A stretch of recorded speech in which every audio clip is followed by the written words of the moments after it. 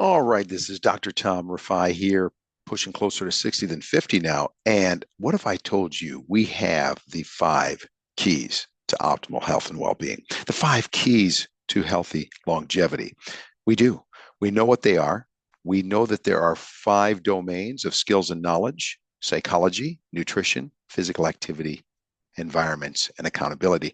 And we're going to do a short here, not pretending to be our master class. For that, go to myflex5.com, myflex5.com, and make Flex 5 your lifestyle. But for those of you that are just new, want to get a little bit of a taste, we're going to share some knowledge here that I hope gives you the first step and a window into your journey to healthy longevity.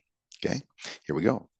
Now, these five key areas, which we describe as mind matters for psychology, nutrition or food, physical activity, environments, and accountability, all have multiple points of knowledge, multiple skills that when you put them together are like mixed martial artistry, are like a five-piece band. Think of the Eagles singing Hotel California. Each individual instrument is going to be beautiful. Each individual player's contributions are going to be great, but when you weave them together, the true magic happens. Same with mixed martial artistry. It is the true art of fighting, and we are in a battle for our health and well-being. And if you walk into this UFC octagon as just a boxer, just knowing diet, for instance, you're going to get crushed by the others that have skills in jiu-jitsu and Muay Thai and wrestling, all putting all of these these arts of mixed martial artistry together to become the ultimate warrior. And we want you to be the ultimate healthy longevity warrior. So let's just take a peek into each one of these and give you a taste so that when you come back and you go to myflex5.com, you'll be able to look deeper into it, and you'll be able to even take opportunities, whether it's our straightforward online Flex 5 masterclass, whether it is doing a masterclass with a momentum session with me, or even going as high as working one-on-one with me for months at a time if you are a CEO or a high net worth individual that wants that added 24/7 time. Mind matters. Without psychology, without a stage of readiness for change, there's nothing. We're done. Okay. There's nothing that's going to happen any further, because if someone's not ready to make a transformational lifestyle change, the door to all of the rest, nutrition, accountability, activity, environments, is closed. You have to have a mindset that is ready to change. You also have to have positive psychology. In other words, be prepared to have challenges, of course, but that know that you can do it. Think about it like this. Have you ever seen, because this is like achieving a gold medal in the Olympics, someone that just popped out of the womb, jumped onto a balance beam, and was given a gold medal in the Olympics, and there they were on Wide World of Sports? Of course not.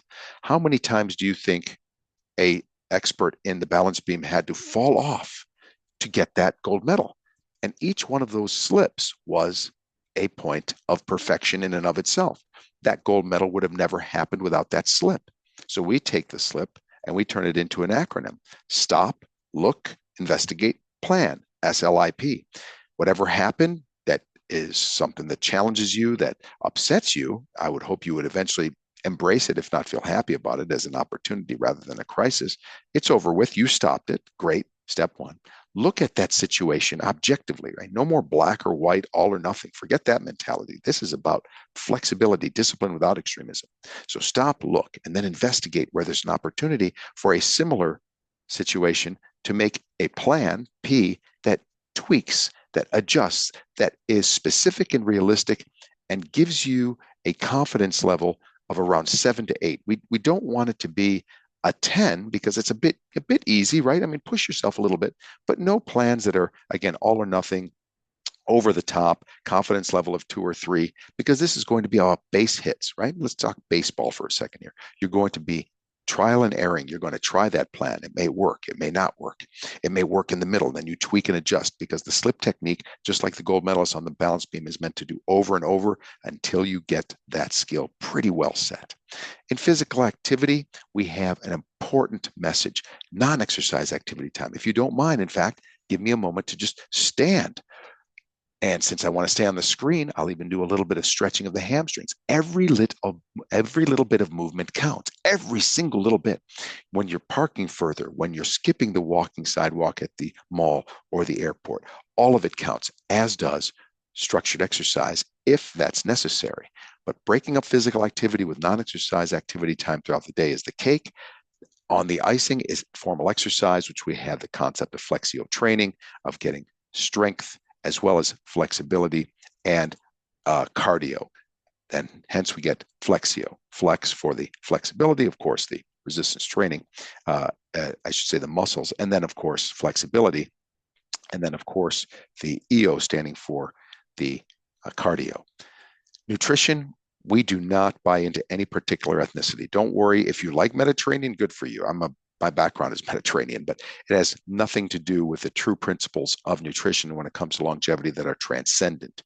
We will teach you 7 principles, whether they end up in a Latino, a Indo-Pakistani, a Afro-Caribbean, a American, Mediterranean style, whatever spices and flavors you want to put on it, absolutely fine. Our principles transcend ethnicity.